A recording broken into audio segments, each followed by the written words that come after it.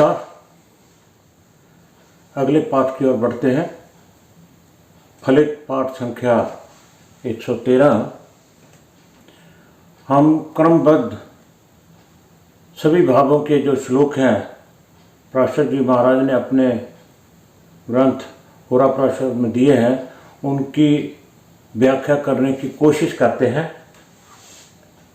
उनके श्लोकों की व्याख्या करने का समर्थ तो नहीं, परंतु कोशिश जरूर करते हैं कि वो हमें क्या संकेत मात्र कहते हैं। उनके श्लोकों के द्वारा हमें क्या क्या चीज़ें ध्यान में रखनी चाहिए और क्या योग होते हैं, और उनके तात्पर्य से हम अपनी जो IQ है, अपना जो बुद्धि है, उसका प्रयोग करके और क्या क्या चीज़ें देख सकते हैं। बढ़ते हैं श्लोक की तरफ। हम तन भाव, धन, बल, सुख, इन सभी के भावों की व्याख्या करते हुए आज हम जो व्याख्या कर रहे हैं वो अष्टम भाव, जिससे आयु का विचार किया जाता है। अष्टम से आयु का विचार किया जाता है अष्टम भाव से। तो अष्टम भाव के जो श्लोक आज जो है लिए गए हैं, तो पहले श्लोक में क्या कहते हैं पराशर जी महाराज? आयु भाव फलम चाथ्य कथयामि द्विजतम। पराशर जी महाराज मैत्रेय को संबोधन करते हुए कहते हैं कि हे ब्राह्मण, मैं आयु भाव के जो फल है उसका कथन करने जा रहा हूं। हे ब्राह्मण मैत्रेय, मैं आज अष्टम भाव, जिससे आयु भाव भी कहते हैं, आयु का निर्णय करते हैं, उस भाव के फल का कथन करने जा रहा हूं। तो अगली लाइन में क्या कहते हैं? आयु स्थान दीपे केंद्रे। बहुत आसान है। आयु स्थान दीपे, आयु स्थान यानी अष्टम भाव का स्वामी अष्टमेश, आयुष, अष्टम स्थान, आयु स्थान दीपे केंद्रे। कहाँ हो? केंद्र में हो। आयु स्थान का स्वामी कहाँ हो? केंद्र में हो। ये अष्टम भाव है। अष्टम भाव का इसका स्वामी कहाँ हो? केंद्र में। 1, 4, 7, 10 ये केंद्र भाव है। इन्हें शुभ भाव भी कहते हैं, परंतु कभी कभी ये अपनी शुभता को कायम रखने में असमर्थ रहते हैं। ये भी बात सत्य है। तो अष्टमेश जो है, अष्टम भाव का स्वामी अगर केंद्र में हो तो क्या है? दीर्घमायु परिपच्छति। तो हमें ये देख लेना चाहिए कि अष्टमेश जो है कहाँ बैठा है। अगर केंद्र में बैठा है तो उस जातक की आयु लंबी होगी। पहले श्लोक में इन्होंने ये क्यों कहा? एक नज़र में साधारण तौर पर ये देख लेना चाहिए कि अष्टमेश कहाँ बैठा। अगर केंद्र में बैठा है तो आयु दीर्घ होगी। कई बार क्या होता है, जैसे आप भी धीरे धीरे ज्योतिष सीखने जा रहे हैं, कल को अगर आप किसी से बात करते हैं, आपका नाम हो जाता है, तो आपसे जेलसी करने वाले भी, आपके क्षेत्र की आपकी परीक्षा लेने वाले भी आ सकते हैं, और वो सवाल आपके सामने पूछा और पूछकर चले गए, मगर आपको नहीं पता चला कि जिसकी पत्रिका आपके सामने रखी उन्होंने या बर्थ डिटेल दी, आपने जो उन्होंने प्रश्न पूछा उसके आधार पर उत्तर दे दिया।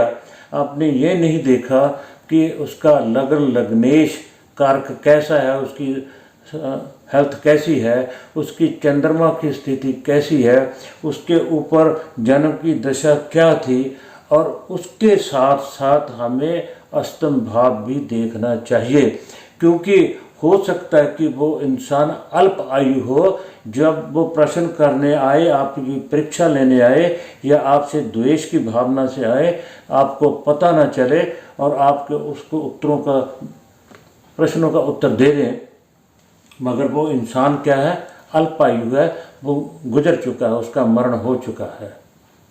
तो कई बार ऐसे परीक्षा, तो आपको इस बात का ध्यान रखना चाहिए। मैं बार बार यही कहता रहा हूँ, सबसे पहले लगन, लग्नेश और कारक, फिर मन की अवस्था चंद्रमा, जन्म की दशा क्या, उसकी जन्म की दशा क्या बताती है, उसके साथ अष्टम की स्थिति क्या है, फिर अब आगे बढ़िएगा। तो इसीलिए कहा, एक नज़र में अगर आपको पता चलता है कि अस्तमेष केंद्र में बैठा है तो दीर्घ आयु है, तो आप आगे बढ़ सकते हैं। बढ़ते हैं दूसरे श्लोक की ओर। आयु स्थान दीप है पाप है स तत्व संसित है। क्रयोतल्पायुष जातम लग्नेशो यत्र संसित है। कहते आयु स्थान दीपे पापे सतर्व संसित है। वो क्या कहते हैं कि अगर आयु स्थान का स्वामी पाप ग्रहों के साथ है, कि अगर अष्टमेश, अष्टम का स्वामी, आयु स्थान दीपे अष्टम का स्वामी 2 या 2 से अधिक अशुभ ग्रहों के साथ बैठा हुआ हो, 2 या 2 से अधिक ग्रहों, अशुभ ग्रहों के साथ बैठा हुआ हो, तो उसे हमें अल्प आयु कहना चाहिए, अल्प आयु कहना चाहिए। अगर ऐसा नहीं तो स तत्र संसित है। कौन, किसके साथ बैठा हो, लग्नेशो यत्र संसित है।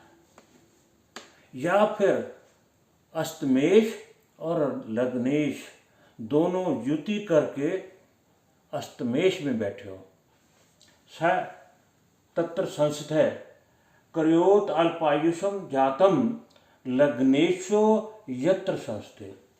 अगर लग्नेश के साथ अष्टमेश अष्टम में बैठा हुआ हो, या फिर पापी ग्रह से 2 या 2 से अधिक पापी ग्रहों के साथ बैठा है, तो हमें उस जातक की अल्प आयु कहनी चाहिए।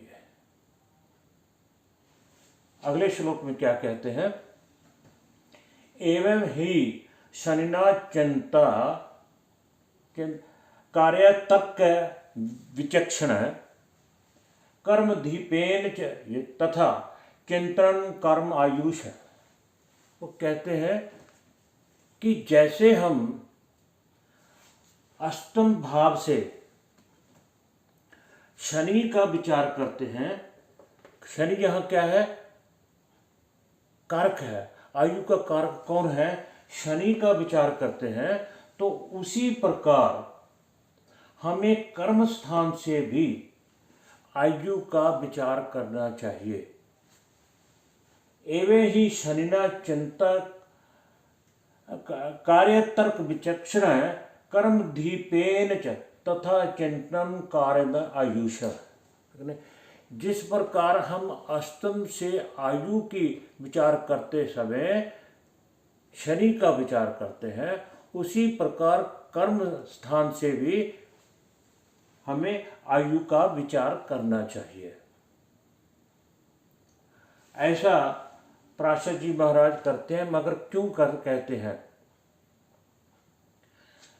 ये देखिए, ये छोटी सी जो पत्रिका है, इसमें ये अष्टम स्थान है।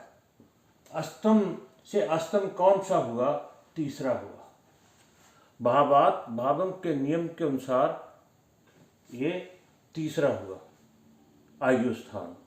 ये लगन से कितना है, यहाँ ये लगन है, लगन 1 2 3, तीसरा स्थान बनता है। तो अष्टम से तीसरा स्थान कौन सा है, 1 2 3, ये वाला। लगन से तीसरा आयु है, तो ये अष्टम से तीसरा कौन होगा, कर्म होगा। तो इसलिए पराशर जी महाराज ने कहा है, जैसे हम अष्टम स्थान से आयु की चर्चा करते हैं और शनि का विचार करते हैं, क्योंकि यहाँ का शनि कारक है, तो दशम में भी शनि कारक है और दशम से भी हमें आयु का विचार करना चाहिए। बढ़ते हैं अगले श्लोक की ओर। अगले श्लोक में क्या कहते हैं, सस्ते व्यय अपि सस्तेशो व्यय दिशो रिपो व्यय। सस्ते व्यय व्यय अपि सस्तेशो व्यय दिशो रिपो व्यय। इस श्लोक में छठे और 12वें की बात की गई है। छठे और 12वें की बात की गई है। वो कहते हैं सस्ते व्यय, 6वें का स्वामी, छठे का स्वामी और 12वें का स्वामी। अभी सस्तेशो व्यय दिशो, इसका स्वामी रिपो व्यय। रिपो मतलब छठे का स्वामी छठे में हो, 12वें का स्वामी 12वें में हो, या छठे का स्वामी 12वें में, 12वें का स्वामी छठे में, जिसे खाली योग भी कहते हैं। ऐसे हो लग्ने अष्टमे स्थितो वा अपि, या फिर क्या हो, ये दोनों लगन में हो या अष्टम में हो। एक तो पहली बात तो उन्होंने ये कही है, सस्ते व्यय अपि सस्तेशो व्यय दिशो रिपो व्यय। जो छठे का स्वामी है छठे में और व्यय स्थान का 12वें का स्वामी व्यय में हो, या फिर इनमें परिवर्तन हो, छठे का स्वामी व्यय में और व्यय का स्वामी छठे में। अगर ऐसा है, अगर ऐसा नहीं है तो क्या कहा है, लग्ने अष्टमे स्थितो वा अपि, या फिर वो दोनों किसमें स्थित हो, लग्ने अष्टमे स्थितो वा अपि, लगन में स्थित हो या अष्टम में स्थित हो। क्या कहे, दीर्घ आयु परिपच्छति, तो हमें लंबी आयु बतानी चाहिए। हमें कहना चाहिए कि इस जातक की आयु जो है लंबी है, दीर्घ आयु है। अगर छठे का स्वामी छठे में, 12वें का स्वामी 12वें, या छठे का स्वामी 12वें और 12वें का स्वामी छठे में परिवर्तन है, अगर ऐसा नहीं है या दोनों लगन में बैठे हैं या अष्टम में बैठे हैं, तो हमें दीर्घ आयु बतानी चाहिए। तो इस पाठ में इतना ही। अगले पाठ में कुछ और श्लोकों की चर्चा करेंगे। आप सबका बहुत बहुत धन्यवाद।